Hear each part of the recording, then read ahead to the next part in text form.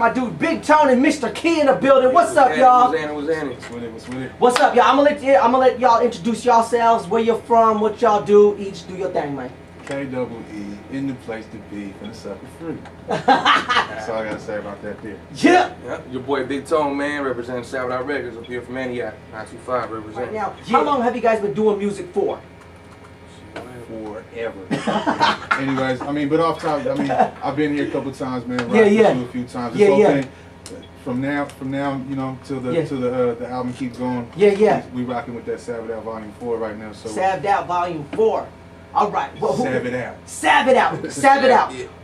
Who's on this Savage Out Volume 4? Oh man, I got everybody on there. I got, you know, of course, Mr. Key, myself, man. I got Filthy Rich, Mac Maul, Davina, Burner, a lot of the homeboy rappers, man. Solid Nettles, Tito B, my boy Lace, Lil Raider. I got too many names to name right now, man. I got the whole lineup, man. I got the whole lineup on it, yeah. That's what's up. Volume 4. Volume 4. He been putting them out for me. So you got 1, 2, and 3. Exactly. Now I skipped 3, man, but I got 1, 2, and I went straight to Volume 4 on that one, man. But yeah. Okay, for sure.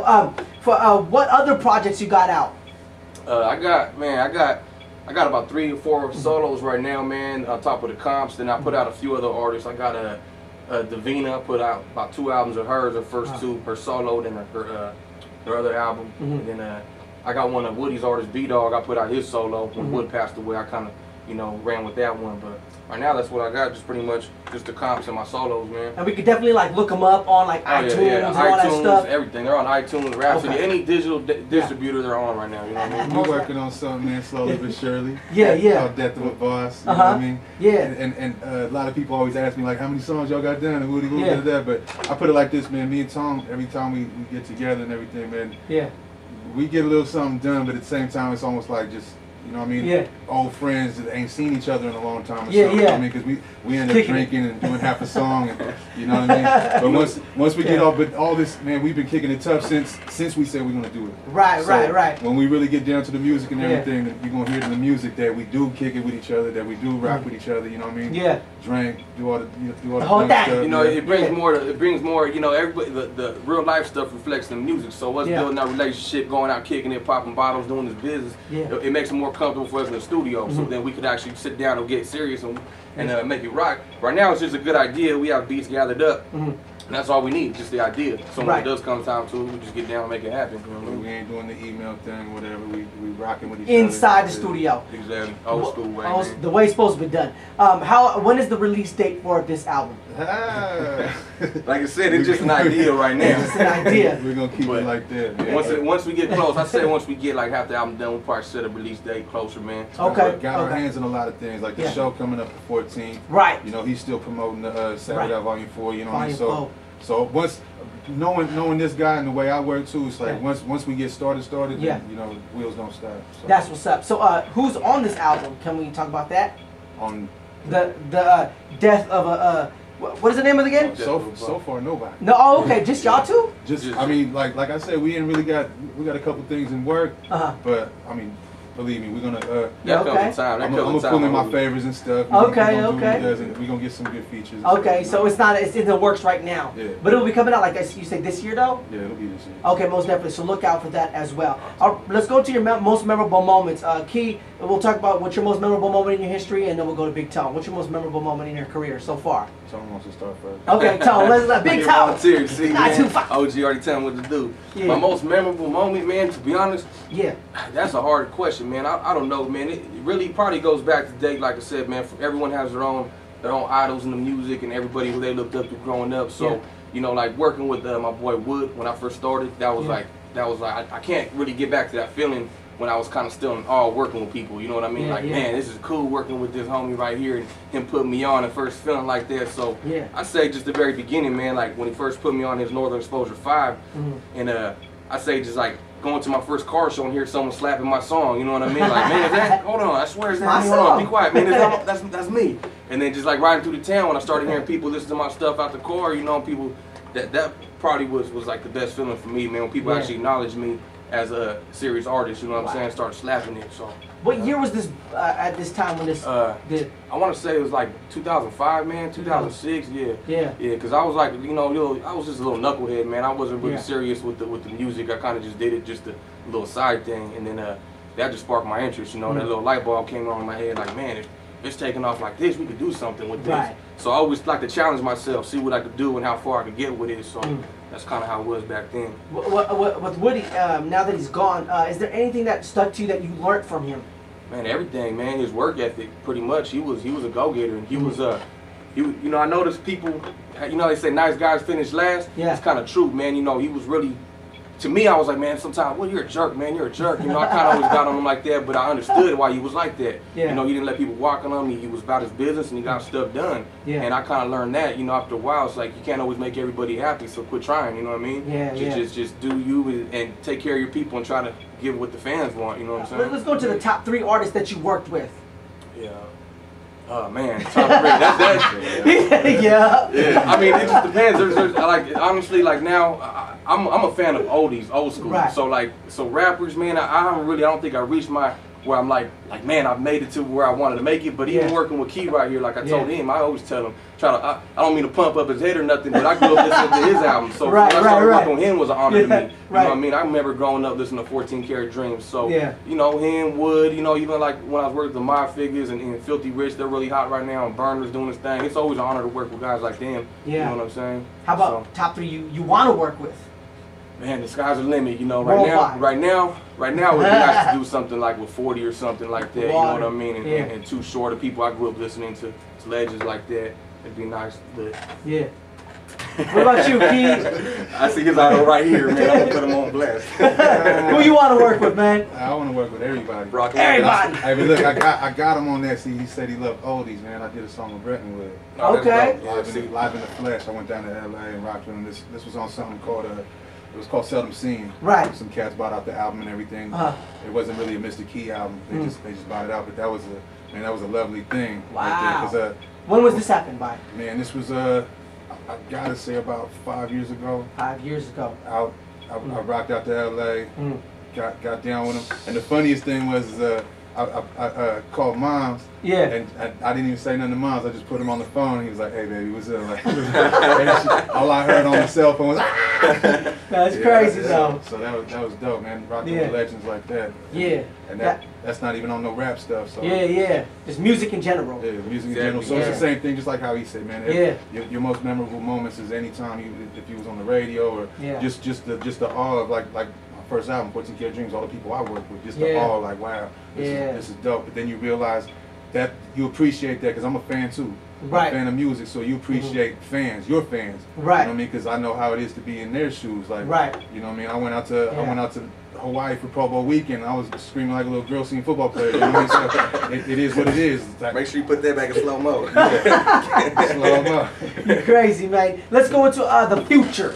What is the future for I guess Saved Out Records, and what labels you got going on, Key? Money and Muscle. Money and Muscle, right? Can't forget about that. And Honey and Hustle, Money and Muscle, and then you got Saved It Out. So let's go into Saved It Out. Who is part of it and who's on the label? What's up with it? Well, I pretty much created it, man. Like, when I first started, like I said, I hollered at Wood. He put me on something. I started my own label, did my own thing. Got my own producer, which is Kev Knox. You know what I mean? We started it pretty much together. I had the idea. He had the talent with the beats, and I took it around with it. And I be honest with you, I never took it that seriously, man. I kind of just did it. I took it serious enough for like just a little street stuff, but now it's like now I really want to take it further and see where we can take it, because our following's getting strong, man. We got a real strong following right now. Our album sales are doing pretty good. And I'm starting to notice it everywhere we're going. People are acknowledging what we're doing. So now it's like, now I finally got that itch. Like, you know what? I feel like I already got this now. I want to get this and take it to the next step. And then once I conquer that next step, then I'm always, like I said, looking for a challenge, man. So right now, I just want to see how far we can take it, man. You know what I mean? Sav It Out Records? Sav It Out. Sav It Out. It's like always write it out, man. Thug it out. Sav it out. We sav it out where we from. Sav it out. You know, you go through a hard life, you got to sav it out through everything. And Tone ripping, man. He ripping. For sure. I can see him getting better. You know what I mean? That's the whole thing about it. It's like it's all goes like motivation, man. Like when I first worked with him on Sav It Out Volume 4, we did that song How Deep Is Your Mob. Right. Sent him a song already done, my verse and the hook. Yeah. And he sent me his part back, and I'm like, Key, bro. I was like, man, this dude just murdered me on this, man. He just killed it on me. I told my partners, like, man, you know what? I gotta redo this. I went back to the drawing table. I X'd my hook, I X'd my verse, redid the whole thing, and I was like, but see, I like that. Exactly. I needed somebody. That's what I liked about him too. Like most cats would just be like, oh, it is what it is. Yeah. That shows that shows that he loves his music too. Right. You feel me? Craft. So that's exactly, because if he would have been just like whatever, like if he just felt like whatever, right. I probably wouldn't even be working with him. It would have been just whatever. So just seeing how he gets down, it's like okay, so the more, so this album, the album we gonna do, like I understand cracking. And I know. And I promise y'all, it's gonna be raw. Yeah, a lot of my partners actually was asking me about it too. Like, oh, they're working on an album, so you got some of my partners pumped up, texting me questions about y'all. Like, hey, is it really? They want to know more about it. So it's coming soon. Check it out, man. So Sav It Out. Who's on the label? Is it just you? You know, I had a couple people come and go, but as far right now, it's me, Kev Knox, my producer. We pretty much. Our Sav It Out. I got another artist, my boy Lace, right now. You know, he's still in the mix on the street stuff like that, man. You know, he's still out there doing his thing, but he comes hard. He got a good following, man. He does a little Spanglish, you know, the little Spanish in his rap. So he got you know, a lot of people like that, man. He had a big hit on my last project. So, you know, I see a good future for him if he puts his head into it all the way. You know what I'm saying? Yeah, for sure. Key, with Money and Muscle, who's part of the label? What's up with that? Mainly Money and Muscle is SOF Soldier Gang. SOF? That's the whole squad. It's, man, it's roughly about 30 cats with the tattoo on them. See, we got tattoos on us. So, but there's a handful of cats that rap ever since 14 Karat Dreams, all the way from Duke Shiesty on You know what I mean? So since then, we've been keeping it tough. You know what I mean? Got younger members in the whole squad and everything. KR Mac, he the next one off the label. We gonna push the hell out of him. Okay, so coming soon, and they actually my Gorilla Pino partner. Gorilla Pinos, and they actually performing this Saturday. Yeah, they're gonna be there. My boy KR gonna be there. Let's talk about that real quick for anybody tuning in right now. The date, the address, the time, what's up. And I just got some texts right now about tickets for this Saturday. Are they going to be available at the door? Yeah, tickets are available at the door, as well as VIP tickets, which only have a select few, you know, because it packs up pretty quick, man. We don't need everybody on everyone's mix. But tickets $20 at the door. Right now they're available at one. Matter of fact, not to cut them off, but like we was not to cut you off, but I did. But we were just talking about this the other night. Like we still got tickets at the 1.19. 119 Tattoos, Smokies out here in Hayward, man. And the good thing about that is if you get your tickets first, there's gonna be a separate line. Oh, yeah. There's a separate line for that, right? When you got your tickets, you just walk up to the line, boom, boom, you in. Yeah, that's what's up. So y'all go ahead and wait till you get there, but I mean, it's gonna be packed. And it's not guaranteed, you know, it might sell out. I mean, I don't know. It's a big place, it's a big venue, but you know, I see a lot of hype going behind it, so it might be cracking. We might be like, you know, we can't fit no more. You know what I mean? You ain't trying to it's gonna be cracking for sure. You ain't trying to wait in line, go get your tickets at them spots right there. Most definitely. And once again, can we get that address? It's 3840 Monterey Highway in San Jose. Club Fiesta nightclub. Club Fiesta nightclub. So, yeah, I think it's off Capitol Express. Right across the street from the drive-ins. The drive-ins, right there in San Jose. 3840 Monterey Highway. Yeah. Club Fiesta. So log on, blog on, check that out. Can you get the tickets online as well? Yeah, you could go, right now you could just go to my PayPal because, you know, it's more of a, you could just PayPal it to me. It's Sav, SAV _ IT _ out at Hotmail. If you can send the payment to that on PayPal, and you can bring your receipt and you can present that and you'll get your tickets. You know what I mean? I mean, you could do it that way. It could be easier to get them at the door at the same time. VIP too? The VIP, the same thing, man. If you submit $50 to my PayPal right now, and you in. You in like Flynn, you know what I mean? So, backstage.